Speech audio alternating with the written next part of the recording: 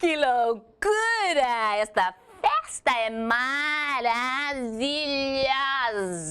Tanta gente interessante, tanta gente diferente. Ai, que maravilha! Oi, tudo bem? Tudo ótimo.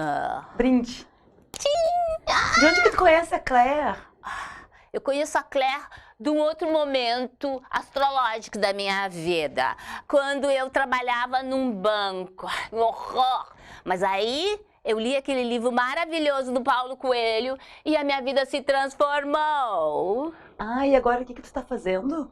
Ai, agora eu faço doutorado em luxo. Ah, o que isso significa? O que vocês estudam nisso? Ai, estudo carros de luxo, hotéis de luxo. Trump, my God! Estudamos joias, estudamos as ruas belas da cidade onde moram aquelas pessoas que são um luxo. Interessante, E muito legal. Tu, o que tu fazes? Eu faço doutorado em física. Física! Aí eu faço pilates, Não, física, a matéria é aquela que tu aprendeste na escola, que estuda a natureza, os fenômenos da natureza. Aquela coisa chata. Aquilo serve pra alguma coisa? Então, sabe, por exemplo, o diamante que tu vende de luxo?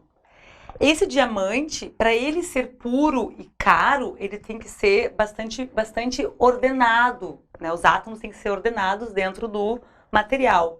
Sabe como é que a gente sabe se os átomos são ordenados? A gente tem que olhar dentro do material. A gente faz isso usando cristalografia, que é ciência pura. Então cristalografia é um luxo, luxo! Pois é, mas a ciência, obviamente, não se resume somente à indústria do luxo, né? A gente está em quase tudo que tu possa imaginar. Por exemplo, no celular que tu utiliza, no avião, né, que tu pegas, nos carros, nos trens. Eu tenho dificuldade de pensar aonde não tem ciência e tecnologia. Uau! Então ciência e tecnologia é o novo Prada. Podemos dizer isto.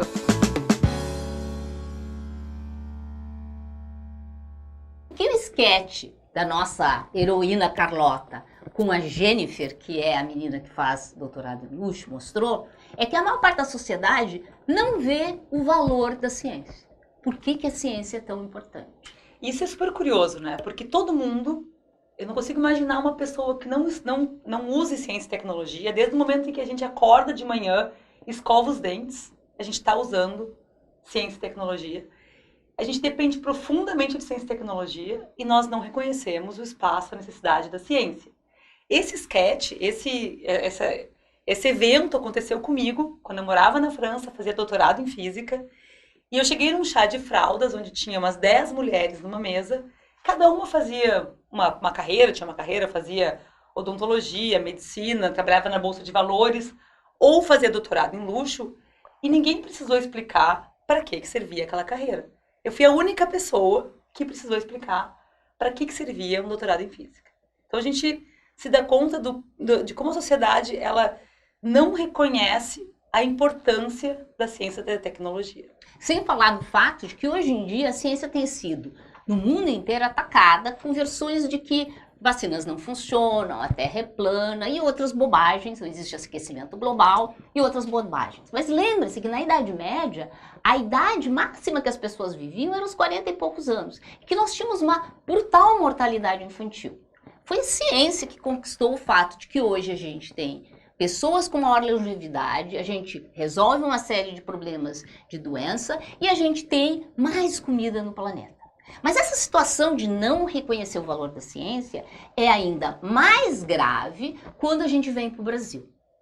No Brasil, por exemplo, as pessoas não acham que a gente tenha cientistas e que cientistas sirvam para alguma coisa nesse país. Cotidianamente, nós vemos reportagens nos jornais que mostram que ciência é gasto e não investimento. Há um par de semanas eu tomei um táxi no Rio de Janeiro e disse para o motorista de táxi, me leva até a Academia de Ciência. E o motorista de táxi disse, isso não existe. Quem faz ciência é japonês, alemão ou americano. Brasileiro não faz ciência. Essa é a visão do cidadão comum brasileiro. O que é muito estranho, né? Porque hoje no Brasil, a gente é o segundo maior produtor de soja do mundo, por causa da ciência. Exatamente. Uma pesquisadora chamada Johanna Dobenheimer, ela conseguiu compreender que ao invés de usar um monte de produtos químicos para a produção de soja, bastava conseguir manipular a soja de maneira que pudesse usar bactérias para fazer essa maior absorção de nitrogênios. Tá? Então, com isso, ela conseguiu economizar muito dinheiro. E hoje em dia, pesquisadores do Brasil estão modificando geneticamente a soja para ela ser ainda mais produtiva. Sem contar os diversos outros, tecnologias em termos de semente que nós temos hoje. Isso é só um exemplo. Né? Márcia, a gente podia voltar na questão das pequenas picadas de mosquito para explicar por que a nossa heroína, a Carlota, apesar dela ter passado a sua mãe, depois o seu professor, a sociedade, ela agora é uma professora universitária, mas ela continua, a Carlota representando então as mulheres da academia, ela continua perdendo espaço. Ou seja, não basta sobreviver a mãe e o professor. A gente tem vários outros obstáculos.